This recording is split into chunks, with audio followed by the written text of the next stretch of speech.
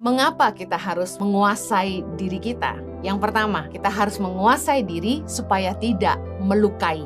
Saat kita marah, lebih baik tidak bicara. Karena keputusan yang kita ambil pun pasti salah. Saat kita marah, tentu kita akan mengeluarkan perkataan yang justru bisa memperparah. Kita yang bicara mungkin lupa, tetapi luka yang kita tinggalkan tetap ada. Melepaskan perkataan itu mudah, tapi mengobati hati yang luka itu lama. Ketika kita bergurau dengan teman-teman kita, biasanya selalu ada yang dikorbankan ketika gurauan itu tentang seseorang. Kita menertawakan kelucuannya ataupun kebodohannya. Sesekali mungkin tidak masalah, tapi ada orang-orang yang seringkali dibully dengan kata-kata dan selalu soal hal yang sama. Misalnya bentuk fisiknya, misalnya bentuk wajahnya, ataupun hal yang lainnya. Bagi teman-teman yang mentertawakannya, mungkin maksud hati tidak merendahkan, hanya cari objek untuk diguraukan, jadi bahan gurauan untuk menghibur semuanya. Tapi saya ingin ingatkan, jangan sampai untuk membuat kita tertawa, kita membuat orang lain berduka.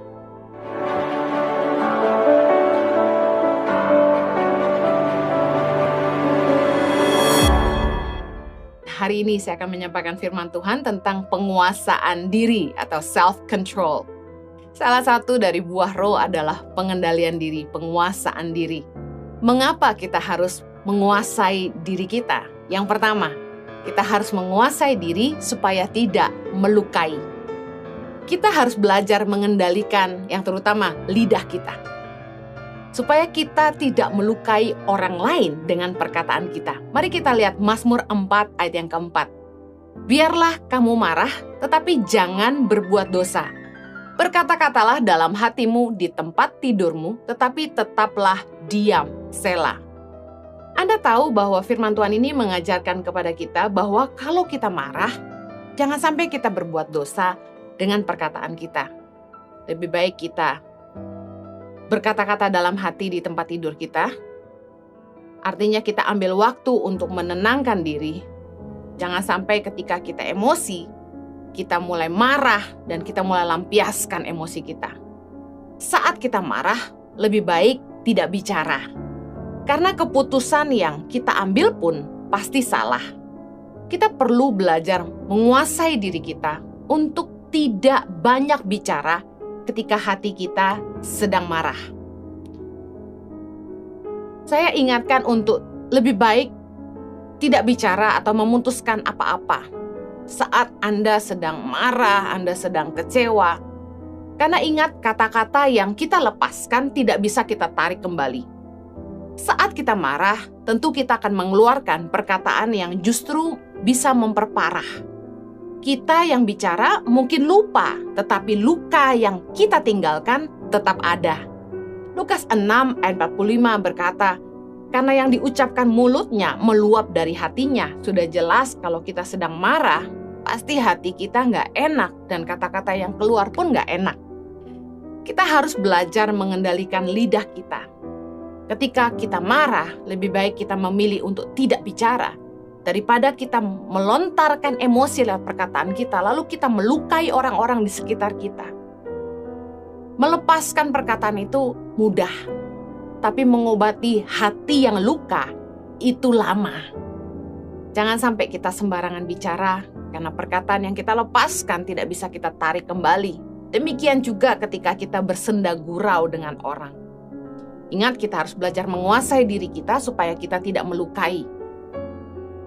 Jangan sampai gurauan kita merendahkan orang lain, karena kita bisa merusak gambar diri orang dengan gurauan. Amsal 26 ayat 18 berkata, seperti orang gila menembakkan panah api, panah dan maut, demikianlah orang yang memperdaya sesamanya dan berkata, aku hanya bersenda gurau. Ketika kita bergurau dengan teman-teman kita, biasanya selalu ada yang dikorbankan ketika gurauan itu tentang seseorang. Kita menertawakan kelucuannya ataupun kebodohannya. Sesekali mungkin tidak masalah, tapi ada orang-orang yang seringkali dibully dengan kata-kata dan selalu soal hal yang sama. Misalnya bentuk fisiknya, misalnya bentuk wajahnya, ataupun hal yang lainnya. Bagi teman-teman yang mentertawakannya, mungkin maksud hati tidak merendahkan, hanya cari objek untuk diguraukan, jadi bahan gurauan, untuk menghibur semuanya. Tapi saya ingin ingatkan, jangan sampai untuk membuat kita tertawa, kita membuat orang lain berduka. Kita yang bicara mungkin lupa, tapi luka yang kita tinggalkan tetap ada. Jangan sampai kita merusak gambar diri orang dengan gurauan. Dikatakan seperti orang gila menembakkan panah api, panah dan maut. Panah itu kalau sudah nancep, nusuk, itu membuat luka dan biasanya susah dilupakan. Pernahkah Anda direndahkan sama orang atau dicaci maki? Perkataan orang itu melekat di hati Anda sampai susah lupa. Mau tidur ingat, mau mandi ingat, mau makan ingat. Perkataan itu segitu tajamnya. Makanya dikatakan perkataan mulut kita ini seperti panah api, panah dan maut. Kita bisa merusak gambar diri orang karena perkataan kita begitu melekat di pikirannya sehingga merusak gambar dirinya. Kita bisa membuat orang membenci diri mereka sendiri karena perkataan kita. Mungkin banyak di antara kita yang nggak sadar ya, ketika kita bergurau, kita nggak lagi mengendalikan lidah kita. Ayo belajar untuk menguasai diri, kendalikan lidah kita, supaya jangan sampai kita melukai orang lain. Tadi yang pertama, kita harus menguasai diri supaya tidak melukai. Yang kedua, kita harus menguasai diri untuk tidak membela diri. Dalam arti katanya, kita tidak membalas kejahatan dengan kejahatan. Roma 12 ayat 19. Saudara-saudaraku yang kekasih, janganlah kamu sendiri menuntut pembalasan, tetapi berilah tempat kepada murka Allah, sebab ada tertulis, pembalasan itu adalah hakku. Akulah yang akan menuntut pembalasan. Firman Tuhan. Siapa sih yang kalau disakiti itu tidak marah? Siapa sih yang kalau sampai direndahkan tidak kecewa? Dan ketika kita marah, ketika orang jahatin kita, tentu secara otomatis manusiawinya kita akan berpikir bagaimana kita membalas perbuatan orang. Ketika orang mencela kita, otomatis kita akan berpikir apa yang kita akan balas dengan perkataan kita. Orang cenderung membela dirinya sendiri dengan membalas perbuatan jahat orang lain. Bahkan ada yang berkata begini, kalau kamu baik sama saya akan baik sama kamu. Tapi kalau kamu jahat sama saya akan lebih jahat sama kamu. Ada istilah gitu kan. Nah, jangan sampai kita membalas kejahatan dengan kejahatan. Kita harus menguasai diri kita supaya kita tidak perlu balas kejahatan orang. Amsal 20 ayat 22 berkata gini, janganlah engkau berkata, aku akan membalas kejahatan. Nantikanlah Tuhan, ia akan menyelamatkan engkau. Tuhan itu tidak suka melihat manusia saling berbuat jahat satu sama lain. Tuhan tentu akan membela anak-anak Tuhan yang tidak berbuat jahat. Ketika mereka dijahati orang lain, saya percaya Bapa di sorga yang akan berurusan dengan orang yang menjahati kita. Tapi kalau kita bela diri kita sendiri, kita balas kejahatan dengan kejahatan, Tuhan nggak akan bela kita. Kalau kita punya ketetapan kita nggak akan balas kejahatan dengan kejahatan, firman Tuhan berjanji bahwa Tuhanlah yang akan menyelamatkan kita. Niat jahat orang seperti apapun, Tuhan nggak akan izinkan itu mencelakakan kita. Tuhan akan jagain kita. Jangan kita sendiri menuntut balas, kata firman Tuhan. Berilah tempat kepada murka Allah. Biarkan Tuhan yang berurusan dengan orang itu. Tuhanlah yang akan menuntut balas atas perbuatan orang masing-masing, bukan kita. Kita ini dipanggil untuk jadi terang. Jadilah orang yang menebar kebaikan dan bukan kejahatan. Saya percaya pembelaan itu datang dari Tuhan. Mungkin kita pernah direndahkan, kita berusaha dijatuhkan, orang berbuat jahat sama kita. Kita jangan malah ikut kelakuan mereka. Kita harus tetap berbuat baik kepada semua orang. Roma 12 ayat 17 berkata, janganlah membalas kejahatan dengan kejahatan. Lakukanlah apa yang baik bagi semua orang. Saya percaya bahwa hidup ini tabur tuai. Kita harus menguasai diri untuk tidak membalas kejahatan dengan kejahatan. Kenapa? Karena apa yang kita tabur, kita tuai. Kita pasti menuai apa yang kita tabur. Kalau kita sudah tabur kebaikan, jangan sampai kita tabur lagi kejahatan di atas kebaikan yang kita tabur. Amsal 17 ayat 13 berkata, siapa membalas kebaikan dengan kejahatan, kejahatan tidak akan menghindar dari rumahnya. Jelas, kita tidak usah nuntut balas. Tiap-tiap kita akan bertanggung jawab kepada Tuhan. Kalau orang jahat sama kita, urusan mereka itu sama Tuhan.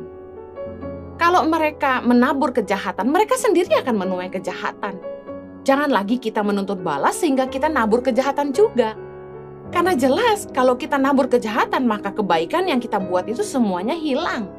Sia-sia kita menabur kebaikan, kita mengerjakan apa yang baik, lalu kalau kemudian kita kecewa sama orang, lalu kita balas kejahatan orang dengan kejahatan. Karena ingat, kita akan menuai apa yang kita tabur. Yang ketiga, bagaimana menguasai diri? Kita harus menguasai diri supaya tidak mencuri, tidak cinta uang, tidak serakah, tidak menginginkan milik orang lain. Menguasai diri untuk tidak cinta uang itu artinya kita tidak terlibat dalam penipuan, pemerasan, penggelapan, atau apapun yang tidak benar. Ulangan 24 ayat 17. Janganlah engkau memperkosa hak orang asing dan anak yatim, juga janganlah engkau mengambil pakaian seorang janda menjadi gadai. Jangan sampai kita mengambil hak orang lain, apalagi hak orang miskin. Saya sedih ketika mendengar bahwa bantuan-bantuan dana sosial disalahgunakan oleh orang-orang yang tidak bertanggung jawab. Memperkosa hak anak yatim, mengambil hak janda-janda dan orang miskin. Jangan sampai kita karena cinta uang, karena kita serakah, kita mengambil apa yang bukan jadi bagian kita. Bahkan sampai memperkosa hak orang lain. Ketika Anda berhutang dan Anda tidak bayar pun, Anda sedang memperkosa hak orang lain. Kuasai diri. Jangan sampai kita tergiur sama uang. Jangan sampai karena ingin dapat uang banyak, kita makan suap.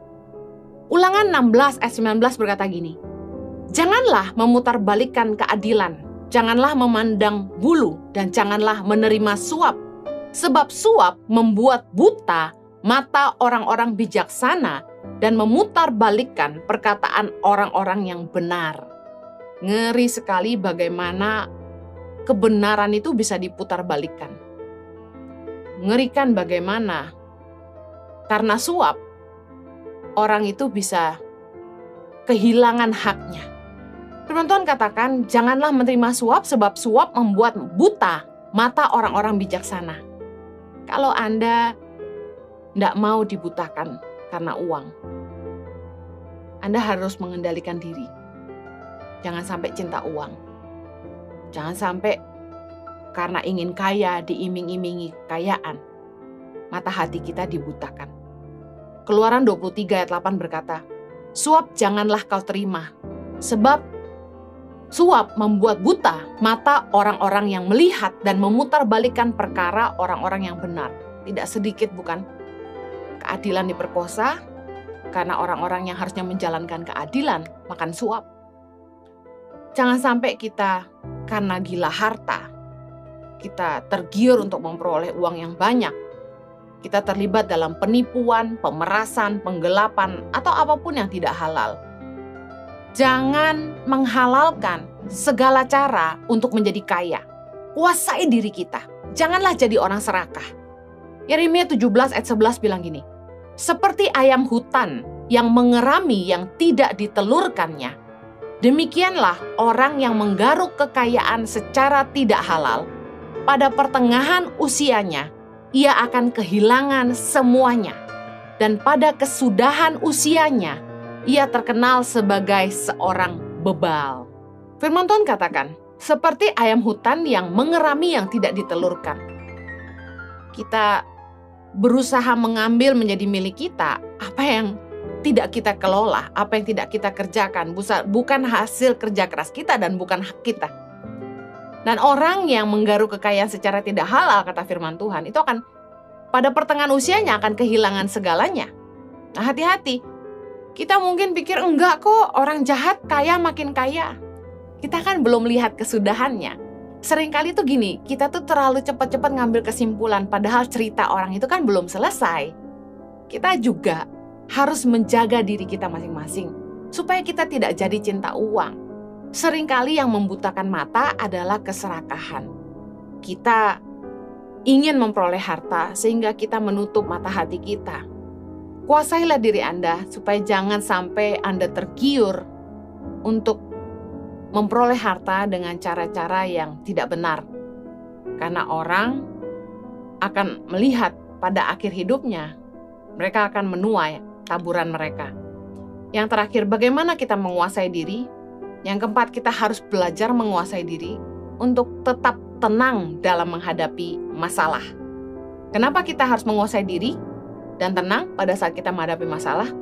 Supaya kita nggak ngambil keputusan yang salah. 1 Petrus 4 ayat yang ke-7 bilang gini, kesudahan segala sesuatu sudah dekat. Karena itu kuasailah dirimu dan jadilah tenang, supaya kamu dapat berdoa. Ketika kita punya masalah, Firman Tuhan katakan kita harus kuasai diri dan jadi tenang. Kalau kita panik, kita berusaha cari jalan keluar dengan pengertian kita yang sempit. Kita bisa salah jalan, karena orang yang tergesa-gesa bisa salah langkah. Firman Tuhan menasihatkan kepada kita ketika kita punya masalah, harusnya kita kuasai diri dan jadi tenang, supaya kita bisa berdoa. Dalam Yesaya 30:15 dikatakan, dalam tinggal tenang dan percaya terletak kekuatanmu. Kenapa kita harus kuasai diri dan tinggal tenang? Supaya kita memberi waktu untuk Tuhan yang bicara kepada kita. Waktu kita tenang dan berdoa, kita sedang mencari hikmat dari Tuhan untuk menyelesaikan masalah kita. Jangan sampai karena panik, kita bikin keputusan yang salah. Panik itu membuat orang nggak bisa berpikir jernih. Contoh, panik sudah umur, jodoh belum datang. Membuat orang berpikir singkat, cari jalan mudah. Dijodohin sama siapa saja, bolehlah. Pasti ada yang berkata bahwa Kak Heni ngomong gampang, karena Kak Heni sudah nikah, kami ini loh gimana. Saya justru berpikir kita tuh harusnya berpikir sederhana. Karena orang yang berpikir sederhana yang akan bisa mengerti kehendak Allah. Kebanyakan itu otak manusia tuh terlalu pinter untuk mikirin masa depannya. Kita karang-karang sendiri, harus seperti ini, kalau nggak gini kita nggak mau. Kalau saya mikirnya sederhana aja, saya sudah serahkan sama Tuhan. Kalau memang Tuhan pertemukan, puji Tuhan. Kalau Tuhan nggak pertemukan, ya sudah. Seringkali manusia tuh maksa. Jangan panik, jangan tergesa-gesa. Amsal 19 ayat 2 bilang, kita kan salah langkah. Panik membuat kita nggak bisa mengerti apa yang jadi kehendak Tuhan bagi kita. Kita harus kuasai diri dan jadi tenang. Di saat Anda sedang mungkin pusing, stres dengan masalah Anda, keputusan apa yang Anda harus ambil untuk usaha, pekerjaan, rumah tangga. Firman Tuhan nasihatkan kita bahwa kita harus kuasai diri dan jadi tenang supaya kita bisa berdoa. Dengan begitu kita menyerahkan hidup kita ke tangan Tuhan dan minta hikmat kepada Dia yang pasti memberikan kita jalan keluar untuk masalah kita. Saya berdoa agar setiap kita bisa menguasai diri supaya kita tidak melukai. Terutama saat kita marah, lebih baik jangan banyak bicara. Saya berdoa agar kita semua bisa menguasai diri untuk tidak bela diri, tidak membalas kejahatan dengan kejahatan, tapi kita tetap menabur kebaikan. Saya berdoa agar kita semua bisa menguasai diri untuk tidak mencuri, tidak cinta uang, tidak serakah. Kita memastikan bahwa hidup kita tetap dalam kebenaran dan kita tidak tergiur untuk menjadi orang yang serakah, tapi yang menghalalkan segala cara. Yang terakhir saya berdoa agar setiap kita bisa belajar menguasai diri untuk tetap tenang dalam menghadapi masalah apapun yang ada di depan kita. Saya percaya bahwa keputusan yang terbaik itu berasal dari Allah. Kiranya hikmat Tuhan selalu menyertai kita semua dalam membuat keputusan apapun dalam hidup kita.